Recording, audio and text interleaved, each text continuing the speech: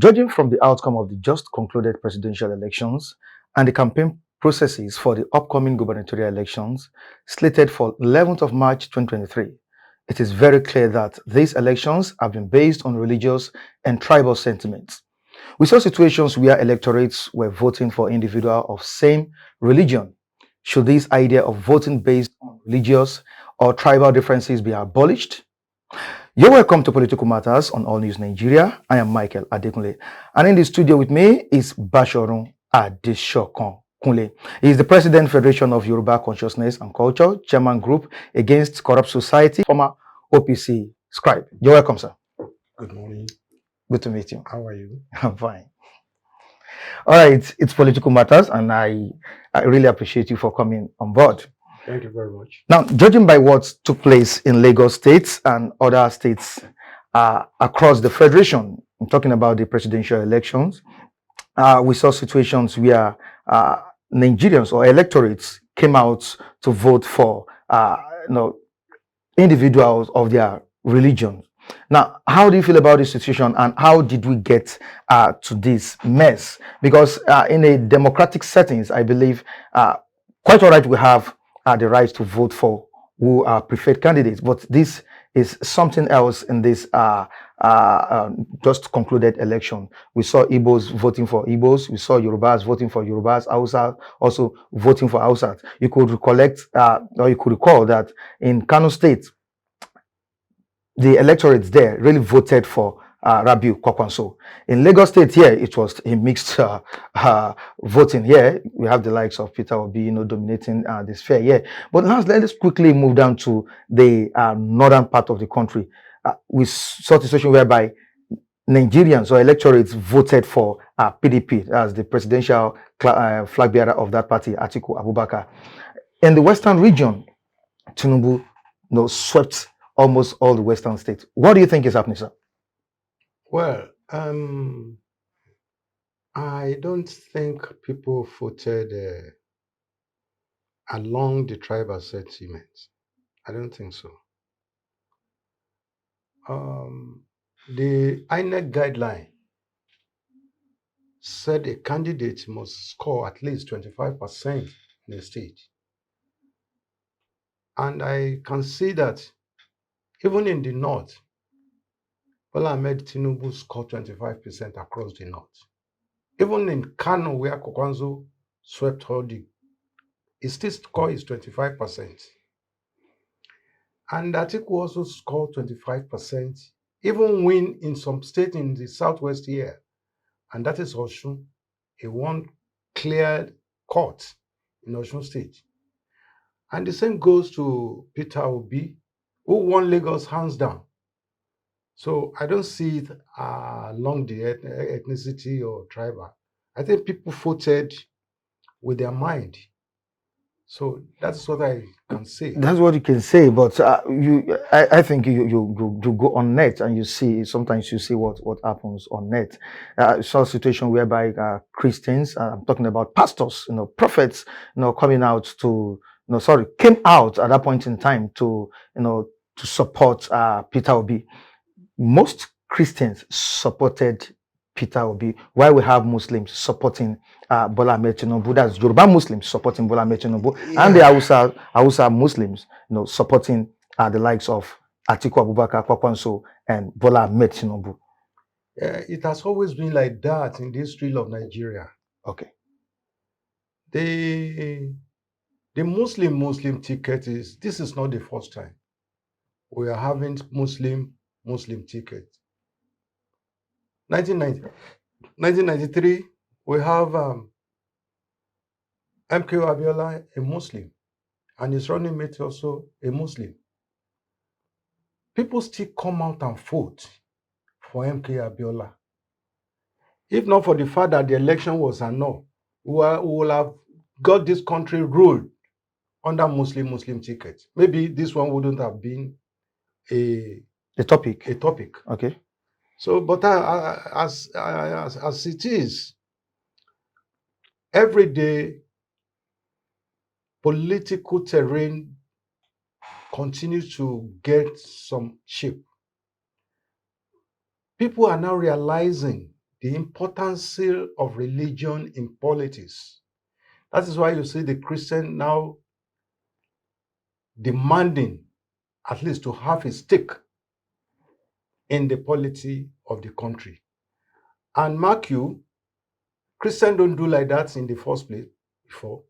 But because of the crisis of insurgency that cropped into the country and claiming to be Islamic, and the idea of Islamization of the country, maybe, not even maybe, that contributed to the yearning of the Christian to at least have a stake in the affairs of the country, so that they were not caught unaware. That is exactly what has happened to us this time around. Okay. So that is what happens to Nigeria. Otherwise, who cares? I don't care as anybody. I don't care whether if Muslims come as a president and the vice president is Muslim and even Senate president become Muslim and even Speaker of the House is Muslim, provided you can rule us well. You can do what people need you for. You can serve people as according to the promise you have made. I think that is what Nigeria need. I can remember before 1993, the song you hear from ordinary Nigerian is just put food on our table. That's all. Stomach infrastructure. Very, very important. So just put food on our table. People don't care. Nigerian people don't care. But the dimension now changed radically. Immediately we have the insurgency and proclaiming to be fighting jihadists. So Christians will not look, they will not watch. That is where we got it wrong. That is where we got it wrong. Now let's move back a bit. Let's digress. President Muhammadu Buhari is still on seat. In 2015, he came on board. He's a Muslim, an Hausa Muslim. Now he's running for 8 years. Tinubu also came as a president-elect. He's also a Muslim. The vice president, Shetima, a Muslim. Now, don't you think this is kind of causing a division in the country? Sorry, sir. Well, I think it's a matter of the so-called political parties. Okay. The political parties has turned the political terrain to a class struggle. If you don't belong to them, you can't get anywhere. If you belong to them, they don't care whether you're a Muslim or Christian. It becomes a class struggle. You imagine Buhari as a former head of state, as a military general, who has attempted to become a civilian president more than 3 good times. But when he moved himself to the class, that class I am talking about, Okay. they paved way for him. It's a class. Nigeria may not see it. Nigeria may not see that what is happening in Nigeria is a class struggle. And that is why some of us are making noise. That's why some of us continue to talk that Nigeria needs to be governed by an experienced person, not just because we belong. Tinubu become their choice because he belong. Not Nigerians. Not Nigerian. Choice. Yes, not Okay. Nigerian. It belongs to that class I am talking about. And that is why he came out boldly and said, it's my turn. When you look at that word, you find out it's just like we are queuing to get water from the tap. Can you break it down, sir? Like we are queuing Okay. to get water from the tap. I won't allow you to bypass me now. From a particular tap. Yes. You can't. I won't allow you to bypass me That is why he is boldly telling the entire country that it is my turn, nothing anybody can say about it. And that is why they go all out to win the election. When I say all out, you know what I mean. So the result of the election, the declaration of the elected president does not print the yearning of the Nigerian, and I mean represent The interest of the interest of Nigerians. Nigeria, Mm. and it does not clear the attitude of the vote that Nigerian put in place. So Nigerian know how they vote, they know whom they voted for. Now, whether we like it or not, tribal religious sentiments are major setbacks to our democracy. Now, did these two factors play out in this previous election? I'm talking about the just concluded presidential election. Did it play out for the president-elect? Or who among them did it play out for? Let me tell you this bitter truth. Not until when Nigeria can get it right, religion will still continue to show its ugly face in our day-by-day affairs. Religion will continue to show its face in our day-by-day affairs. Imagine the number of Christians murdered in southern Kaduna. I don't think you ever see any Muslim cleric condemning it. They don't. Muslim cleric don't condemn it. So, and that is a very Serious case. serious dimension to our union. It's a serious crisis to our union. And that is what really associated with this last election. Because you could see a situation where a particular tribe, was a particular person or individual was intimidating another tribe, telling them not to come to not to come to his polling vote and vote. Yes, that is exactly the polling unit. Sorry, to that vote. is exactly the situation we are trying to address. When you look at these politicians, most of them are just in figure in Nigeria. Their real self is somewhere else, where they have their children, where they have their thing, their property. So that is why we are educating the Nigerian that don't fight because of a politician. Don't die because of a politician.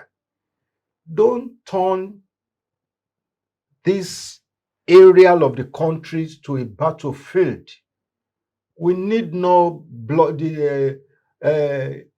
Jonathan become a very, very famous ex-president today in the whole world because of one single language. Say, it doesn't require a blood of anybody for my victory. So I wonder why other politicians cannot emulate that. When you see people setting people out to go and fight because you want to become this and that, that is what we are trying to address as matter of Lagos. When the garage boy will come out and say, "Look, you can't vote there." Nobody should be enfranchised. Nobody should be held back to put their rights in place. Nobody should be attacked while trying to exercise his fundamental right. That is why we are saying no to violence on upcoming election. So, like we will continue to talk. I'm not going to be on the street that day. I cannot stop anybody who holds a cutlass. But God will bear us witness that some of us, like myself, you, and the majority of the press who are there that day, God will bear us witness that we did our own best.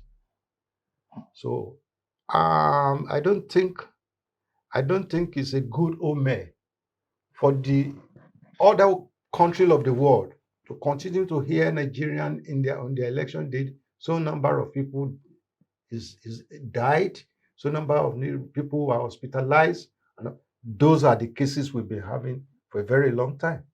Now, should we allow tribal and religious sentiments to continue to It reign mu- in our democracy? It must stop. And how can we just sort it? How can we solve I this? must- What's the way It, forward? it must stop. Okay. Let me tell you. Okay. I will use Lagos because this is where you find such a thing rampant. Okay. In Oyo State, we don't do that. Nobody stop anybody from voting. So you can only play your game very well. Now in Lagos, because Lagos has been bastardized with thuggery for a very long time. Not even at this era, quite very long time. Lagos has been bastardized with thuggery. And the politicians are not helping the matter. And the tribal sentiment will continue to reign. Reason, Okay. the Igbo man forgets that there is Wales in Europe, there is England, there is Germany, there is France, there are other countries where people go and become a citizen. It doesn't make them the owner of the land. The fact that you are a citizen of England by documents does not make you the owner of that land. You understand me? So Yoruba have been what we inherited from our forefather, liberalization. We are liberal. We are liberal to a fault. So when they wanted to hit the polity, the Igbo man will say, Lagos is no man's land. Infuriating the anger of other people. That is where the crisis comes. Now, there was a video going around the social media when one Igbo boy banged himself that we will fight it to finish. Lagos is clinical. We have gun. We have everything. We kill all Yoruba in Lagos. It doesn't help matter.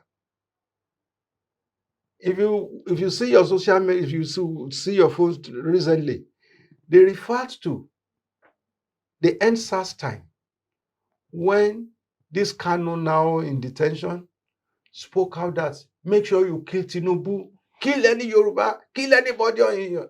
See, those are the kind of words that is hedging us against ourselves, which is not necessary. I can't go to Aba now and claim to be owner of Abaland. It's not done anywhere. Is Lagos really a no man's land? I don't believe so, because I know we have Akiolu, who is a Yoruba man as Oba of Lagos. Okay. And I can count 1,001 Obas in Lagos. They are all Yorubas. I don't know how will you clarify the language no man's land. I don't know. And even Igbo, before you say no man's land, even if you call National Theatre in Lagos, you bought that land from some people, give you a receipt, sign for you that we sold it for you. And Lagos don't sell land, don't forget. No. When you have your building in Lagos, you are not buying the land in Lagos. Landed property in Lagos always go for a lease. You can lease it for 99.9 years. Wow. That is it. That is the gazette in Lagos. So Lagos don't sell land. Are you saying the facts, or you just go to land in Ikeja and find out? But like myself and you now, if you buy my family land here in Lagos, And I now want to give you an everlasting document that your children will read. I call it freehold. It means you are not paying me. I give you. The money Despite the fact that that I you pay. pay. Yes. But I will give you a receipt that will tell you it's a freehold. So your own is no more 99.9 years agreement. So I wonder how some people will now come and say Lagos is no man's land. And such a language, you know what it is.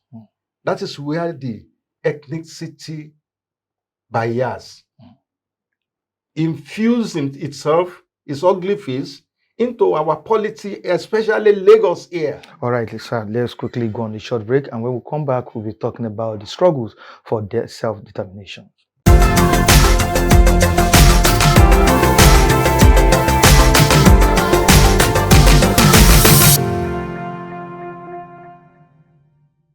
The struggle for self-determination has been going on for many years, and which we really need to talk about today.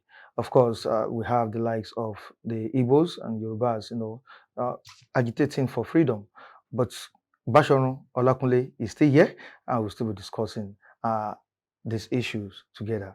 Now, I told you earlier on before we got into the studio that the struggle for self-determination started with some Yorubas, and which you are also part of them. The Yoruba Self-Determination Coalition is also part of them, if I'm not mistaken. Very good. This is an election that took place, a presidential election, which we expected you guys, to go against, based on the agitation, you've been having over the years for a Yoruba nation. Now, why did you give that support to Bola Ahmed Tinubu? Did you just kill that dream because of this election, or did you people just go into an agreement, or were there any kind of bribery that took place that made you just stop that agitation? Well, Yoruba self-determination. Nobody agree with Bola Tinubu in any form.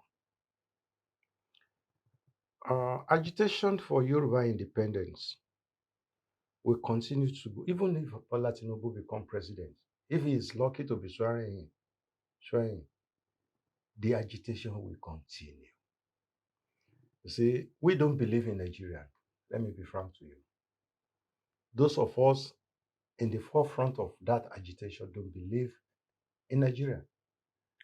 We don't believe in this election. That is why you are not making noise about the election. You don't believe in this election, but you at the press conference you talked about the gubernatorial election that is coming up on the 11th of March. I talk about the violence that we don't expect anybody to turn Southwest to a bloodbath center. But it's part of supporting, It's not supporting the election. No. I'm not.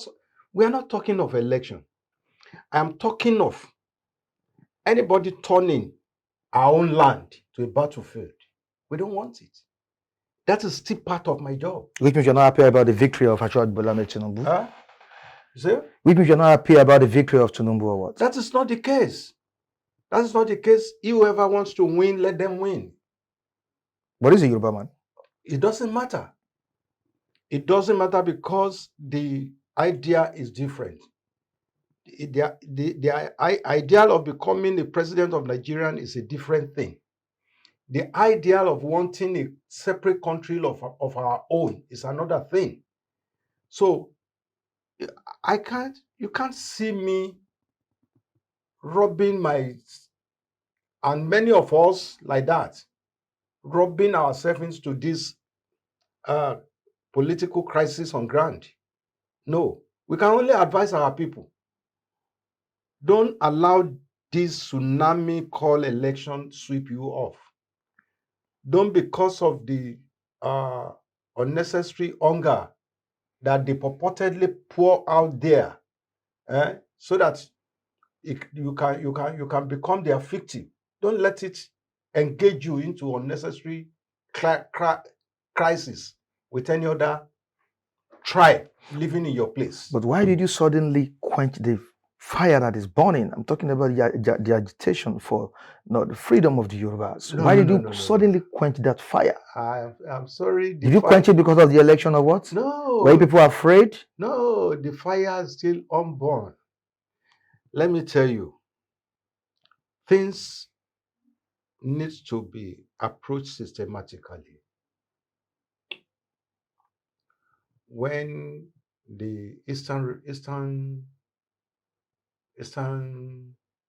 Security Network, ESN. then Mm. when they pick that struggle from another angle, I don't think there's anybody who is happy with them. If you say you are fighting for people and you are going by killing that same people, so no, the struggle will have no face. The Eastern Security Network or unknown gunmen in the eastern part of the country? Both of them. The unknown government, who are the unknown government? They are still an agitators. Unknown government is unknown government because of what? Because they want Biafra. That's just it. So in the southwest here, our own agitation is more or less advocates. We have not go to that level at all. And we don't pray to get to that level before we get our own independence. The blood of my own brother is too cost on my eye than to just bring anybody onto the slab and slaughter them like ram. But it seems it's kind of diminishing, since the arrest of Sunday Igboho, who happens to be the front, liner, Sunday or front Igboho- burner of the, No, no, no, no. of the Sunday agitation. Igboho is not a front burner of the agitation. The agitation for Odua Republic started way back 1994, immediately after the annulment of June 12 election. Sunday Igboho came into the board just 3 years ago. So it's not in the front burner. It's just one of the strong cadres. Yes, and we give him the honor for being bold. Or That's all. Professor Banji Akintoye. Yes, Prof is a good leader, an outspoken leader. But Yoruba know how to choose their leaders. You understand me? For instance, during the June 12th struggle, we have likes of Abraham Adesanya, who never run to any exile, who they have attempted his life more than several times, more than 3 times. You understand me? When your people need your voice, they don't need your voice from overseas. They need your voice here at home. Just like what Simon Ekpa is doing Yes, in Finland. that is not a leader. Not a freedom fighter. No, he's not a freedom fighter. A fighter must be on ground. Move and your people move with you. So banishing Sunday Igboho into the exile also, if you can see, it has reduced the tension that boy carry. It's no more there. You understand me? Leadership grow by style. Which means you are not progressing or what? Of course, we are not. That is true. But telling me whether he's dead, he's not dead. You're not progressing, which it simply means you should just support your brother. No way. The point is this. Ashwaji Bola Tinubu. No way. He's a Yoruba man. No, it doesn't matter. It doesn't matter whether a Yoruba man become a president of once it's Nigerian. I have no business with him. Did you people have anybody in mind, apart from Bola Tinubu, who was elected? I want you to listen to me very carefully. Okay. As far as Nigerian is concerned, okay, I have nobody to fix into that position. Nobody to fix into that position. Because I don't believe in that. That ideology. The arrangement as Nigerian, I don't believe in it anymore. So why do I agitate for anybody to become a president? So what do you want? In a nutshell. a separate country of our own. Odua Republic, let Biafra have their republic. Let Arewa have their republic. Or let us sit down on the round table and discuss how we are going to do it. Otherwise, you will be talking of President Buhari, President Tinubu, President this, that. Nothing will change in this country. All right, thank you so much, Bashar. Let's leave this topic for another day. And on this note, we say goodbye to you on today's edition of Political Matters. Join us next time on same platform. Michael Adekulu remains my name. You can join us on our social media and those displayed on your screen. And don't forget to subscribe to this channel. All News Nigeria.